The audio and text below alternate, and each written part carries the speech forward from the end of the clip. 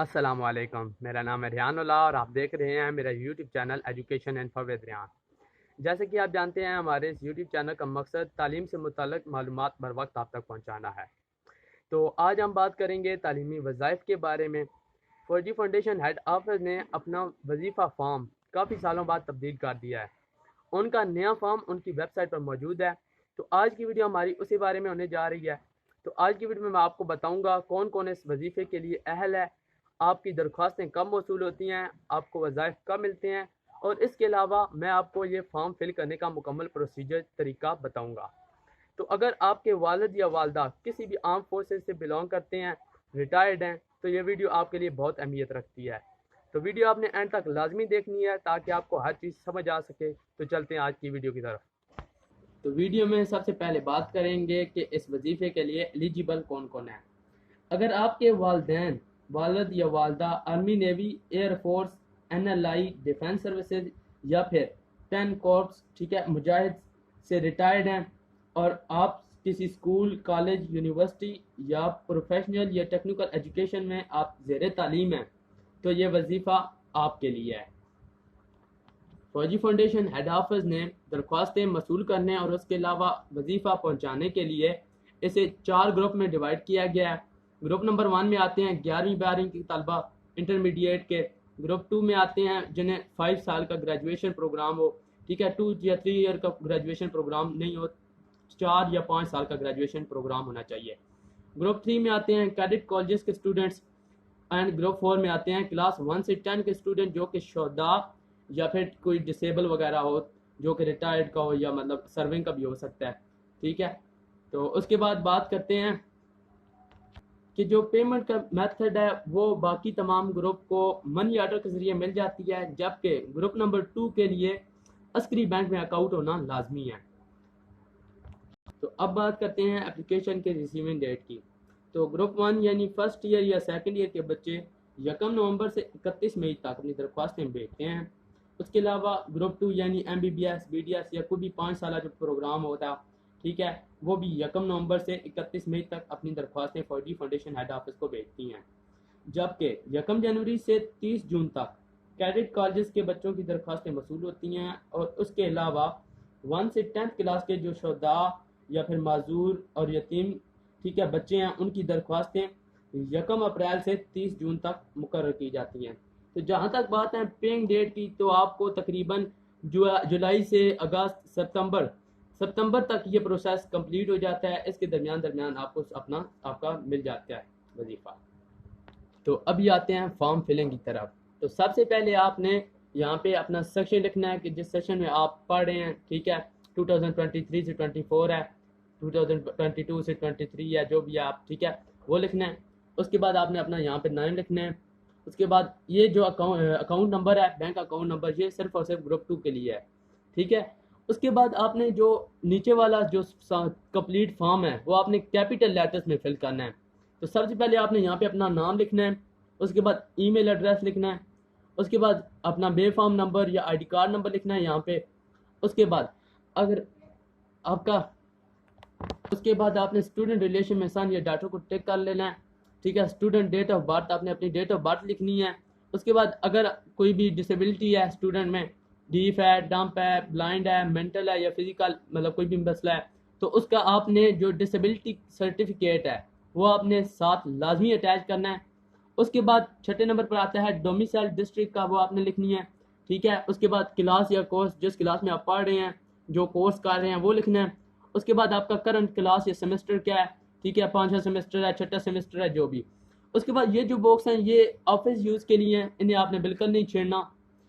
Number 9 पे आते हैं, तो यहाँ पे थोड़ा सा फॉर्म मिस प्रिंट है, तो मैं आपको वैसे बता देता हूँ। तो यहाँ पे आपने लिखने हैं ऑब्टेन मार्क्स, उसके बाद टोटल मार्क्स, और यहाँ पे अपनी परसेंटेज लिखनी है।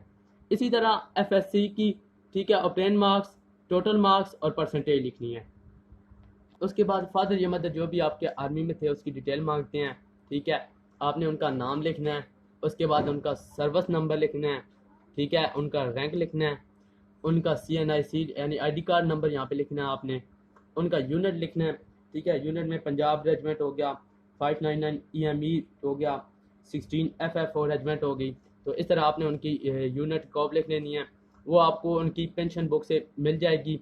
ठीक है, उसके बाद आपने उनकी डेट लिखनी है जिस दिन उन्होंने ज्वाइन किया था। उसके अलावा डेट ऑफ रिटायरमेंट लिखनी है। उसके बाद रीज़न ऑफ रिटायरमेंट लिखनी है। अगर आपके वालिद या वालदा अलाइव हैं नहीं है, अगर नहीं है तो उनकी डेट ऑफ डेथ लिखनी है। ठीक है, आप पेंशन ले रहे हैं नहीं ले रहे हैं, यस नो वो करना है। उसके बाद अगर आपके वालिद या वालदा किसी डिसेबिलिटी की वजह से ठीक है रिटायर्ड हुए हैं तो आपने यस कर देना है, नहीं हुए तो फिर नो कर देना है। ठीक है, उसके बाद मंथली सोर्स पूछते हैं कि आपका तकरीबन इनकम महीने की कितनी है, वो आपने टिक कर लेनी है।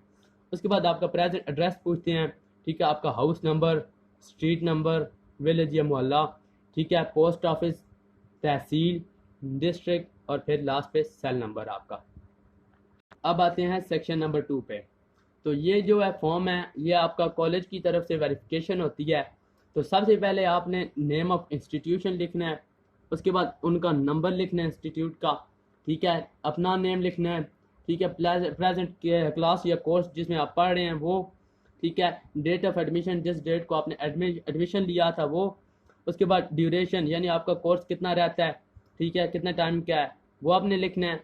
उसके बाद marks obtained in last class या कोर्स वो लिखने हैं। उसके बाद टोटल मार्क्स उसमें कितने थे वो लिखने हैं, परसेंटेज लिखनी है। ठीक है, अगर आप किसी गवर्नमेंट या प्राइवेट में इंस्टीट्यूट में पढ़ रहे हैं तो उसमें आपने सर्टिफिकेट अटैच कर देना है।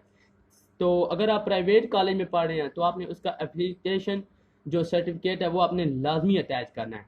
ठीक है, अगर आप किसी किस्म का स्कॉलरशिप ले रहे हैं तो आपने यस कर देनी है। तो जिस किस्म की ले रहे हैं वो आपने उसकी डिटेल यहाँ पे फिल कर लेनी है। उसके बाद आपने इंस्टीट्यूट के हेड के सिग्नेचर, ठीक है, स्टंप वो लगवा लेनी है।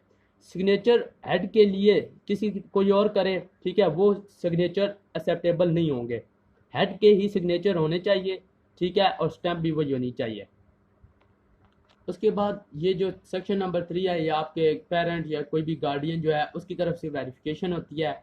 तो सबसे पहले आपने बताना है कि स्कॉलरशिप आप ले रहे हैं यस नो वो आपने बताना है।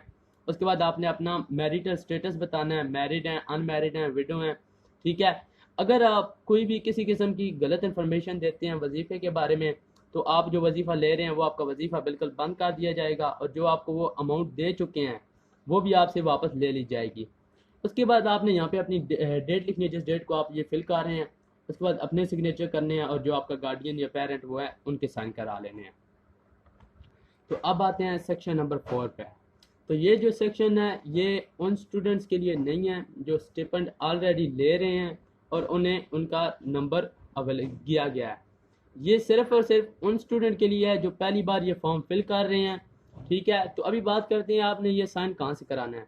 तो ये आपने सुप्रीडेंट, डिप्टी या असिस्टेंट डायरेक्टर, ठीक है, किसका, डिस्ट्रिक्ट आर्म सर्विसेज बोर्ड का, ठीक है, उनसे साइन कराना है। या फिर सर्विंग रिटायर्ड ऑफिसर, ठीक है, पाक आर्मी के, नेवी के या एयरफोर्स के, उनसे आपने कराना है साइन।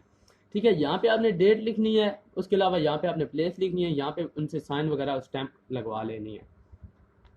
तो अब बात करते हैं कुछ इंपॉर्टेंट इंस्ट्रक्शंस के बारे में। तो मैं आपको कुछ बता देता हूँ। ठीक है, क्लास 1 से 10 तक के जो बच्चे हैं, ठीक है, उनका वजीफ़ा सिर्फ और सिर्फ शहीद बच्चों के लिए, ठीक है, शहीद के बच्चे या जिनके वालिदैन वफात पा गए हैं उनके लिए, या डिसेबल्ड जो हैं उनके लिए।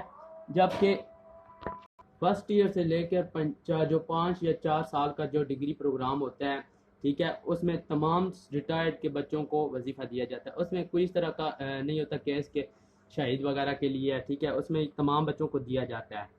तो जो बच्चा पहली दफ़ा फॉर्म जो भेजता है उसके लिए कुछ दी जाती हैं जो डॉक्यूमेंट्स वो मैं आपको बताऊंगा।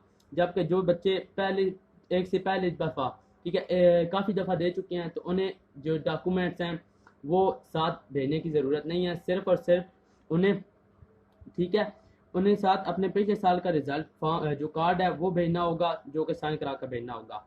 तो बात करते हैं डॉक्यूमेंट्स की। तो उसमें आता है डिस्चार्ज बुक की, ठीक है, कापी। उसके बाद पेंशन बुक की कापी। उसके बाद जो अगर वालिद या वालदा जो हैं फौत हो गए हैं तो उनकी जो डेथ सर्टिफिकेट है वो, ठीक है। उसके अलावा अगर आपके वालिद या वालदा डिसेबल हैं, ठीक है, तो उनका डिसेबिलिटी जो सर्टिफिकेट है वो, ठीक है, पिछले साल का रिजल्ट कार्ड वो भेजना है। वालिद या वालदा का शनाख्ती कार्ड की कापी भेजनी है। अपने शनाख्ती कार्ड या बे फॉर्म की कापी भेजनी है। उसके अलावा जो स्टूडेंट शादीशुदा हैं, ठीक है, या बच्चा या बच्ची जो कोई भी है, ठीक है, वो इसके लिए नाअहल हैं।